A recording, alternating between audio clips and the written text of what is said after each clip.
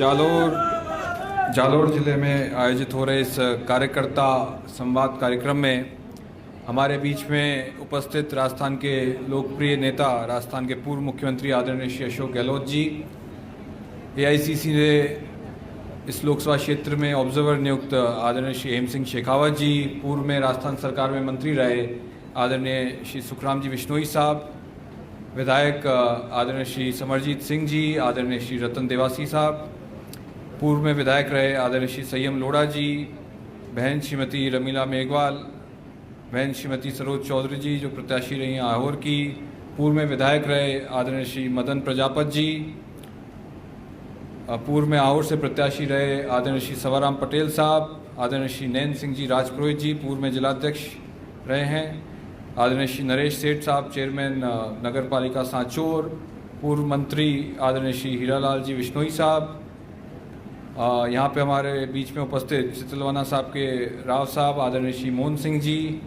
पूर्व में प्रधान रहे आदरणीय श्री प्रदीप सिंह जी, पूर्व में चेयरमैन रहे आदरणीय श्री पुखराज पराशर जी, श्री ओम सिंह जी चांद्राई जी, प्रदेश कांग्रेस कमेटी में महासचिव श्री श्रवण पटेल जी, तमाम अग्रिम संगठनों के अध्यक्षगण, ब्लॉक कांग्रेस कमेटी के अध्यक्षगण, यहाँ पे उपस्थित तमाम मंडल के अध्यक्षगण, समस्त जिला कांग्रेस की कार्यकारिणी, यहाँ पे उपस्थित मेरे बड़े बुजुर्गों, भाइयों, माताओं, बहनों, युवा साथियों, मैं सबसे पहले तो आप सभी को आने वाले इस होली त्यौहार की बहुत बहुत शुभकामनाएं देता हूँ। आने वाला होली का त्यौहार आप सबको खुशहाली लाए, आप सबके घर परिवार में खुशहाली आए, पूरा साल आपके घर परिवार और खेत खलिहान में खुशहाली रहे, ये मैं कामना करता हूँ। आप लोग जानते हैं कि 2024 के लोकसभा चुनाव का आगाज़ हो चुका है। आप लोगों ने पहले भी 2019 का जब लोकसभा चुनाव था तब भी मेरे लिए मांग रखी थी एआईसीसी में कि जालोर सिरोही से मुझे प्रत्याशी बनाया जाए, और अब मुझे खुशी है कि कांग्रेस हाईकमान ने, एआईसीसी ने 2024 के लोकसभा चुनाव में मुझे आपके बीच में प्रत्याशी बना के भेजा है, और मैं ये विश्वास दिलाता हूँ कि आप लोगों के सुख दुख में हमेशा खड़ा रहूँगा, आप सभी को साथ लेके चलूँगा, आपके जालोर सिरोही के विकास की बात करूँगा। आपके जालोर सिरोही में जो विकास पिछले 15-20 साल हो गए हैं जब से यहाँ भाजपा का सांसद जीत रहे हैं, तो हम सब जानते हैं कि जालोर सिरोही का जो विकास जिस गति से होना चाहिए था, जिस तरीके से होना चाहिए था, जालोर सिरोही कहीं पिछड़ रहा है। ये हमारे लिए एक ऐसी बात है जो हमें, क्योंकि आज ये संवाद कार्यक्रम है, मैं चाहूँगा हम सब कार्यकर्ताओं को, हम सब नेताओं को अब आम जन के बीच में हम सबको जाके इन बातों को हाईलाइट करना पड़ेगा कि हम किस तरीके से जालोर सिरोही पिछले 20 साल कोई कम समय नहीं होता, हम कहें तो 2 दशक की बात, 2 दशक से भाजपा का सांसद यहाँ पे कोई खास विकास कार्य नहीं करा सके। चाहे हम रेलों की बात करें, अभी हम प्रवासियों के बीच में भी जाके आए, और जहाँ जहाँ भी इस पूरे संसदीय क्षेत्र में मैं गया,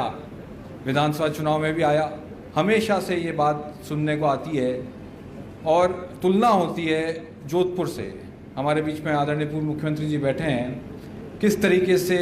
जोधपुर में जब ये पहली बार सांसद बन के आए 1980 में, किस तरीके से उन्होंने लगातार 5 बार जब उनको सांसद बनने का मौका मिला जोधपुर में, उन्होंने किस तरीके से रेल नेटवर्क पूरा बिछाया जोधपुर में। और आज जोधपुर की कनेक्टिविटी अगर हम देखें तो दक्षिण भारत से लेके, कलकत्ता से लेके देश के दूसरे प्रमुख शहरों से है। मगर जालोर सिरोही में ये बात अखरती है हम सभी को कि भाजपा के सांसद 20 साल से कर क्या रहे थे। एक रेल यहाँ पे लेके नहीं आ सके, जिस तरीके से जनता ने भाजपा के सांसद को 20 साल मौका दिया, जिम्मेदारी बनती थी कि केंद्र की सरकार जब पिछले 10 साल में, तो जबकि केंद्र में भी भाजपा की सरकार है, तो जिम्मेदारी बनती थी कि इन कम से कम 10 सालों में और जो 20 साल बीते हैं इसमें कम से कम रेल की जो फैसिलिटी है, जो रेल का नेटवर्क यहाँ जालोर सिरोही में आ जाना चाहिए था, वो नहीं आया। साथ ही लंबे समय से मांग रही है कि जो दोनों ज़िले हैं जालोर सिरोही का, इसमें इन 10 सालों में, 20 सालों में यहाँ पे हाईवे, नेशनल हाईवे से केंद्र सरकार की तरफ से आ जाना चाहिए था, जो दोनों ज़िलों को जोड़ता। ये लंबे समय से यहाँ क्षेत्र की जनता की मांग है। कि जालोर सिरोही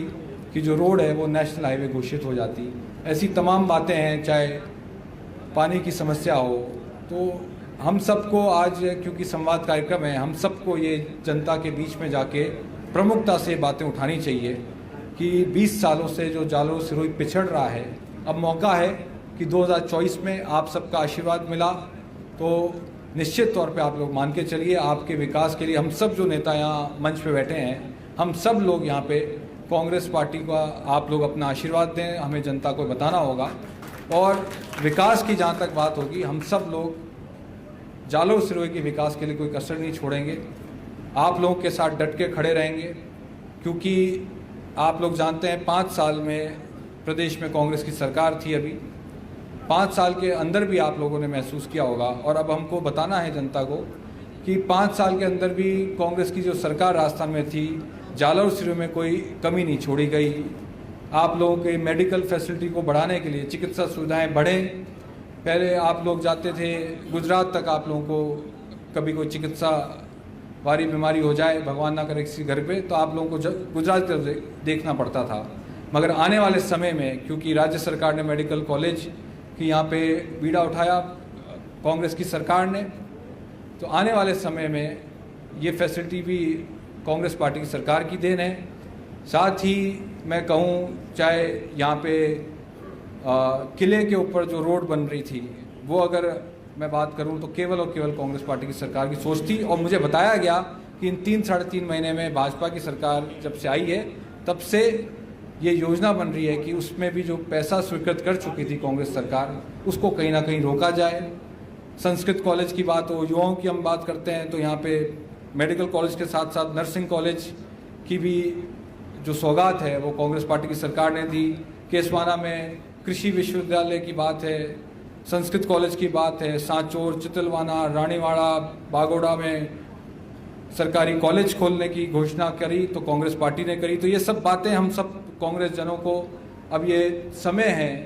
कि आप सब लोग वैभव गहलोत बन के चुनाव लड़ें, आप सब लोग कांग्रेस पार्टी का उम्मीदवार बन के चुनाव लड़ें, तभी हम लोग